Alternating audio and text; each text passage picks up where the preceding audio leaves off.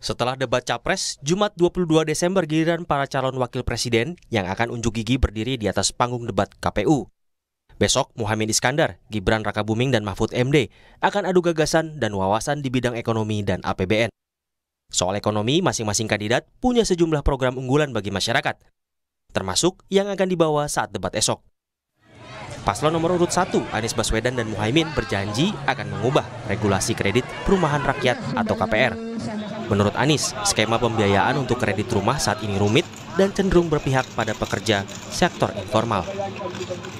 Saat ini, skema pembiayaan untuk kredit rumah itu rumit dan berpihak kepada mereka yang berada di sektor formal. Mereka-mereka yang bekerja mandiri, mereka-mereka yang bekerja di sektor informal selalu kesulitan untuk mengakses.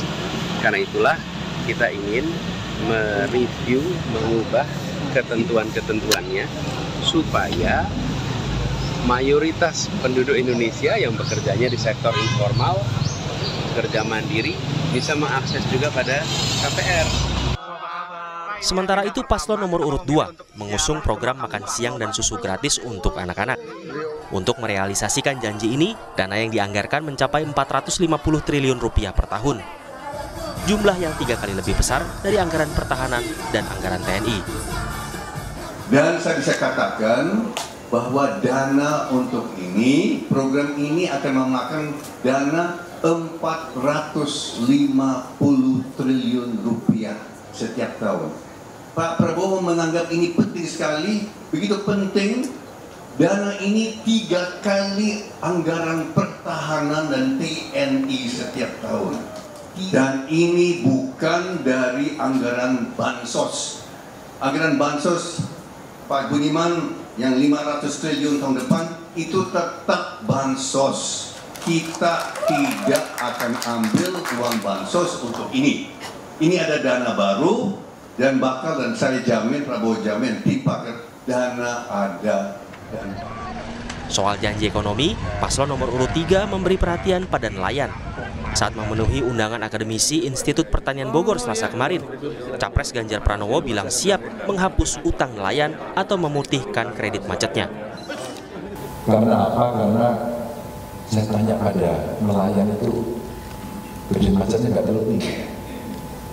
Yang macet kira-kira sekitar 186 miliar NPL-nya, dan ini kalau kita hapuskan saja, terus kemudian kita suntik dengan teknologi baru, dengan tindakan khusus atau afirmasi, rasanya nelayan kita akan bangkit.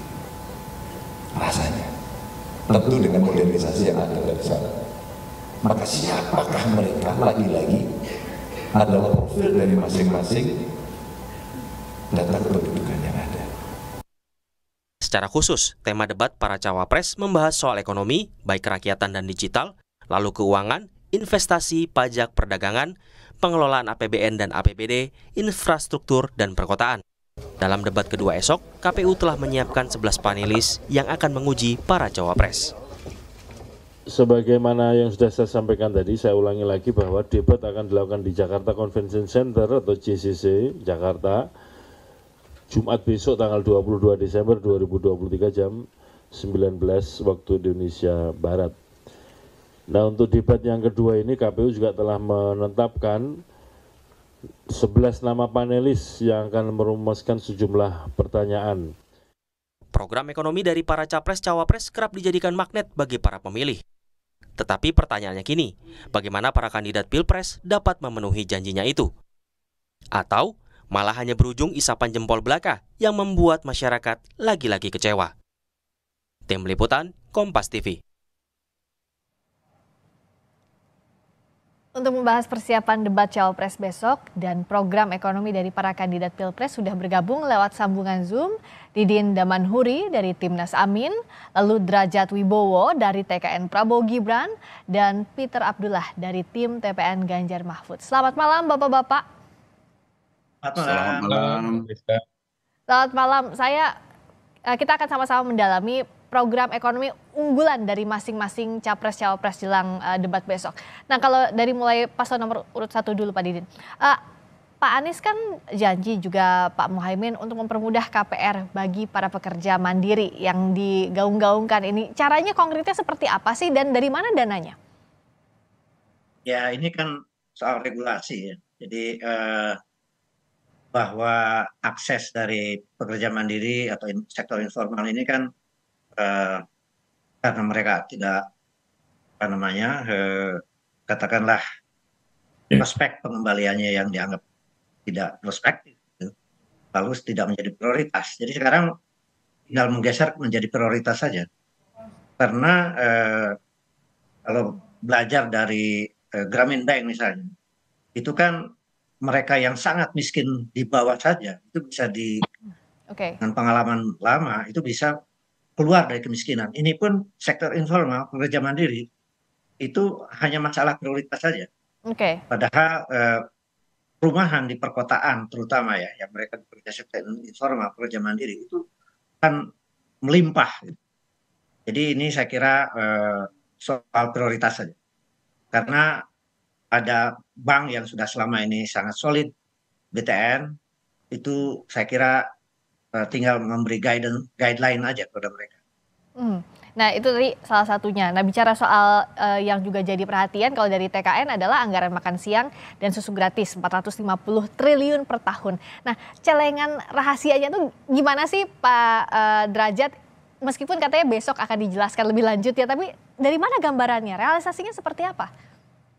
Ya, sebagian sudah saya sampaikan, seperti misalkan ada kasus-kasus yang sudah inkrah, di mana negara seharusnya memperoleh penerimaan, tapi ternyata belum, karena ada berbagai hambatan di sana-sini di bidang masalah prosedur hukum dan sebagainya. Nah, kasus-kasus inkrah ini, waktu saya masih bekerja di satu lembaga negara, itu waktu itu jumlahnya hampir 100 triliun, 90 sekian triliun, saya lupa ya. Saya nggak tahu posisinya sekarang. Kalau kasus yang inkrah ini bisa kita kejar dengan proses khusus, itu akan banyak yang masuk ya. Dan saya nggak ngomong teoritis karena sudah saya lakukan waktu itu. Ya, kita lakukan uji coba dalam waktu setengah jam 400 miliar masuk. Setengah jam tok itu ya. Nah, ini bisa dilakukan lagi tentu dengan lebih matang ya, untuk kemudian kita bisa gali itu. Kemudian yang pernah saya sampaikan juga itu ada satu peraturan yang kalau kita rubah sedikit itu ada uang yang 116,4 triliun bisa dirilis. Kemarin waktu di acara Greenpeace saya menyebutnya 104 karena saya terlupa angka 4-nya di belakang. Jadi ya setelah saya cek komputer saya yang benar adalah 116,4 triliun. Itu bisa dirilis dan bisa dipakai untuk katakanlah pembangunan infrastruktur, pembangunan IKN ya. Itu bisa dipakai. Kemudian juga masih ada sumber-sumber lain di perpajakan, di PPN, di PPH maupun di PNBP. Itu yang setelah kita sisir itu ternyata loh ini kan sebenarnya bisa begini, ini sebenarnya bisa begini. Kemudian juga kita bisa menambah lagi dari industri ekstraksi itu dengan teknik tertentu ya. Saya tidak bisa sebutkan sekarang, tapi mungkin kalau besok ada kesempatan akan disampaikan Mas Gibran, tapi kita lihat aja suasananya. Tetapi kita sudah sisir sumber-sumber penerimaan itu. Ini karena apa? Karena pendekatan ekonomi yang dipakai oleh Prabowo Gibran itu adalah kita memberikan stimulus Keynesian stimulus. Keynesian stimulus ini artinya apa? Artinya negara masuk di situ. Karena apa? Karena kalau mengandalkan yang lain-lain itu di luar kendali pemerintah. Kendali pemerintah nggak maksimal. Tapi kalau Keynesian stimulus atau bahasa Indonesianya adalah stimulus Keynesian itu bisa di bawah kendali pemerintah. Dan kami sudah menghitung, kita nggak ngomong saja. Kita sudah menghitung tahun 2025 itu kenaikan government spending yang kita butuhkan di atas baseline itu sekitar 17,5%. Kemudian tahun 2026, 2027 dan seterusnya kita sudah hitung. Jumlah APBN-nya, postur APBN-nya juga sudah kita siapkan. Jadi intinya apa? Seandainya rakyat nanti memberikan amanat nasional kepada Prabowo Gibran, ya kami sudah siap langsung jalan. Ya. Nah, kalau dengan program makan siang dan sebagainya. Terima kasih. Baik, kalau berikutnya Pak Peter, yang menarik kalau dari Pak Ganjar saya lihat kan ada mendorong hilirisasi menuju pabrik kelas dunia dengan menargetkan akselerasi perkembangan sektor penopang PDB. Apa yang berbeda dengan yang sudah dilakukan Pak Jokowi sekarang kalau ini, Pak Peter? Ya, apa yang sudah disampaikan adalah program dari Ganjar Mahfud adalah melanjutkan dengan evaluasi dan penguatan. Jadi hilirisasi memang adalah program yang jelas-jelas adalah melanjutkan apa yang sudah diawali oleh Presiden Jokowi, dan itu kita akui adalah sebuah program yang berdampak baik terhadap perekonomian kita, khususnya ekspor kita, ya. Dan ini yang harus diperkuat, ya, sehingga kita bisa menjadi negara yang mandiri, ya, mandiri berdasarkan dengan kekayaan alam kita sendiri, ya. Kita mencanangkan pertumbuhan industri, melakukan pembangunan industri kita kembali, yang selama ini kita tahu industri kita itu mengalami proses deindustrialisasi dini, ya, di mana kontribusi dari industri kita itu semakin mengecil. Nah, langkah yang bisa kita lakukan adalah dengan melakukan hilirisasi. Nah, apa bedanya dengan apa yang sudah dilakukan dengan hilirisasi oleh Presiden Jokowi sebelumnya ini adalah bentuk penguatan di mana hilirisasi kita itu benar-benar kita dorong sampai produk yang end-to-end product, ya. Jadi bukan hanya di level awal. Kalau sekarang ini kan masih di level awal. Itu yang pertama. Yang kedua, hilirisasi tidak mungkin bisa kita wujudkan apabila kita juga melupakan satu hal, yaitu yang namanya hulu melakukan industri hulu, yang membangun industri hulunya juga. Karena persoalan kita selama ini di industri kita tidak hanya di hilirisasi, ya, tetapi juga industri kita terganggu karena memang pasokan barang-barang bahan baku, barang penolong itu masih sangat bergantung kepada barang penolong karena kita tidak membangun industri hulunya. Jadi hilirisasi yang dimaksud dalam hal ini adalah kita membangun dari hulu ke hilir dengan berbasiskan kepada kekayaan alam kita, pada sektor-sektor yang menjadi unggulan kita. Oke, nah bicara soal yang menarik juga adalah dari mana sumber-sumber skema pendanaannya tadi Mas Derajat sudah menjelaskan bagaimana juga dengan pasangan nomor urut 1 dan 3. Kita akan bahas lebih dalam lagi usai kumandang azan maghrib bagi wilayah DKI Jakarta dan sekitarnya. Berikut ini kita simak bersama.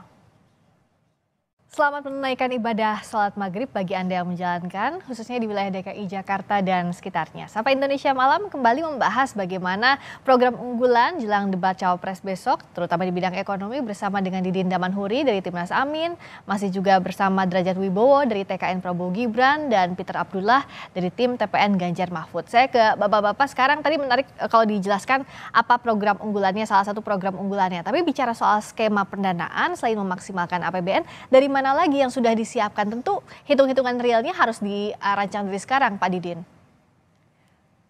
Ya, jadi gini, jangan sampai ini kita bicara hanya soal perumahan, ya. Jadi tema kita kan makmur untuk semua, dan kita ingin memperbaiki ketimpangan. Jadi sektor perumahan itu salah satu saja. Kita juga ingin memperbaiki di bidang pangan, misalnya dengan food estate yang sekarang ini sangat merusak lingkungan, kemudian juga tidak melibatkan petani. Nah, jadi kita ingin rubah skemanya menjadi petani menjadi pelaku utama dalam proses lumbung pangan ini, dan ada desentralisasi. Itu bukan yang sentralistis seperti sekarang.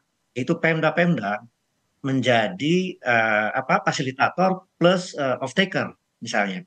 Jadi tadi perumahan itu sudah solid, ada BTN, tapi ini juga kita akan melibatkan PBD-APBD dari daerah-daerah yang selama ini kurang terarah lah di dalam menciptakan kemandirian dan kedaulatan pangan di daerah-daerah.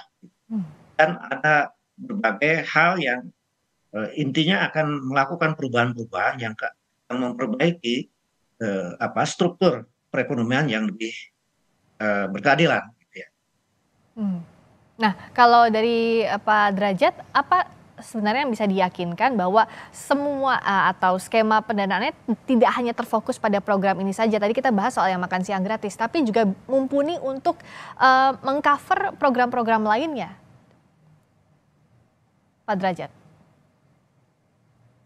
Saya masih muted. Saya kasih contoh yang banyak diperdebatkan, misalkan tentang IKN dan food estate, ya kan? Nah, kita tahu impor pangan kita besar sekali dan negara kita itu tidak akan keamanan nasionalnya itu tidak akan maksimal selama kita impor pangan terlalu besar, karena akan sangat tergantung. Bayangkan kalau misalkan terjadi perang di Laut Cina Selatan atau konflik lah, nggak sampai perang, konflik bersenjata, pasokan beras berkurang, kita bisa terpengaruh ya. Jadi mau tidak mau kita itu harus meningkatkan produksi pangan secara cukup signifikan. Nah, produksi pangan tentu tergantung produktivitas, tergantung luas panen. Luas panen tergantung pada luas tanam, tergantung pada ketersediaan air ya. Makanya Pak Prabowo sangat serius dengan masalah air. Untuk luas tanam, tanah-tanah yang subur di Jawa itu sudah banyak yang berubah menjadi non pertanian. Kita buka hutan juga nggak bisa lagi karena pasti akan bertentangan dengan isu lingkungan dan sebagainya ya. Jadi mau nggak mau kita harus cari tanah yang paling available. Nah, kebetulan yang ketemu adalah di areal food estate itu. Makanya food estate itu harus kita jalankan. Nah, ada kritik dari Pak Mahfud soal food estate ya. Secara pemerintahan Pak Mahfud tahu betul kenapa food estate belum bisa berjalan maksimal. Ada surat beliau kepada Mensesnek, saya punya kopinya sudah surat beliau itu, dan beliau memahami karena memang ada masalah kelembagaan sehingga otomatis anggarannya belum bisa cair. Anggaran yang ada baru anggaran dari PUPR dan anggaran dari apa namanya, dari Kementan yang masih kecil sekali untuk itu.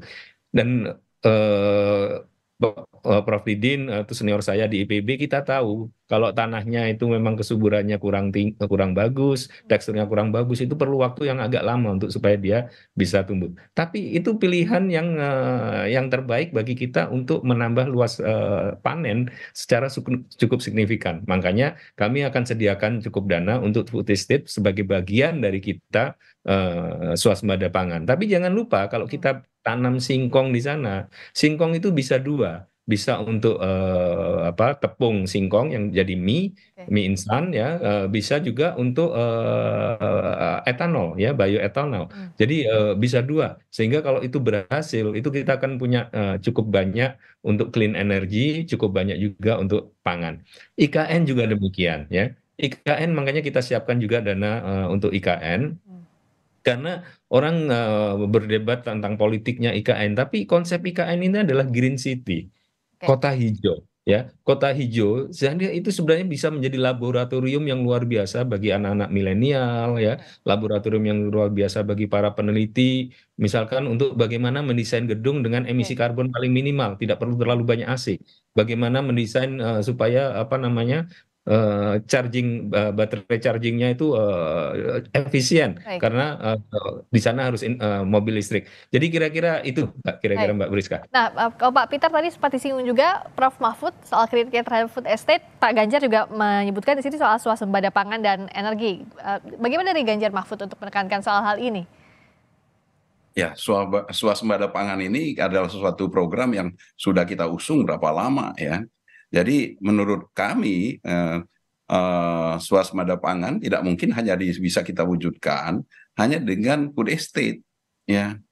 Selama kita tidak mengubah paradigm kita ya terkait dengan pertanian, di mana pertanian masih menjadi lumbung kemiskinan ya, term of trade dari petani masih sangat rendah, kita sangat sulit untuk berharap bahwasanya tingkat produktivitas pertanian kita akan meningkat karena tidak ada insentif bagi petani untuk meningkatkan produktivitas mereka.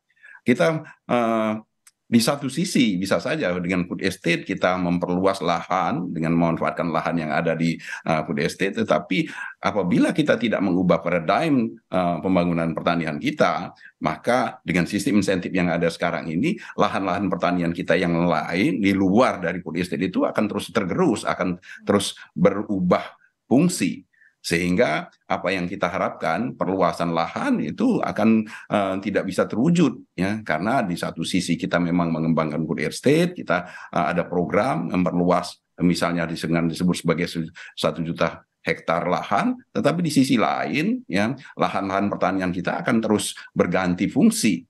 Nah, dengan demikian, yang kami sodorkan adalah kita harus melakukan upaya lain. Ya, ada upaya-upaya dari sisi sistem insentif yang harus kita bangun, ya, agar supaya pertanian itu bisa memberikan kesejahteraan dan oleh karena itu akan memberikan dorongan kepada petani untuk meningkatkan produktivitas mereka. Ini kalau kita bicara tentang satu hal yaitu di sisi swasembada pangan. Tapi kalau kita bicara tentang pembiayaannya, ya, memang sekarang ini mindset yang terada di kita itu adalah kita itu nggak punya uang. Ya. Nah ini ya, saya dalam hal ini saya sependapat dengan Mas Derajat ya bahwasanya kita sebenarnya banyak sekali yang celah-celah untuk meningkatkan penerimaan kita. Ya. Jadi kami di tim Ganjar Mahfud melihat bahwasanya banyak potensi yang bisa kita lakukan, penguatan APBN bisa kita lakukan baik itu dari sisi penerimaan maupun juga dari sisi pengeluaran. Karena sejauh ini yang seringkali tidak dilihat adalah bagaimana kita melakukan efisiensi pengeluaran. Ya, itu juga harus dilakukan. Jadi harus dua-duanya dilakukan, peningkatan penerimaan harus dilakukan, efisiensi di pengeluaran juga harus dilakukan, sehingga ruang fiskal itu menjadi lebih maksimal.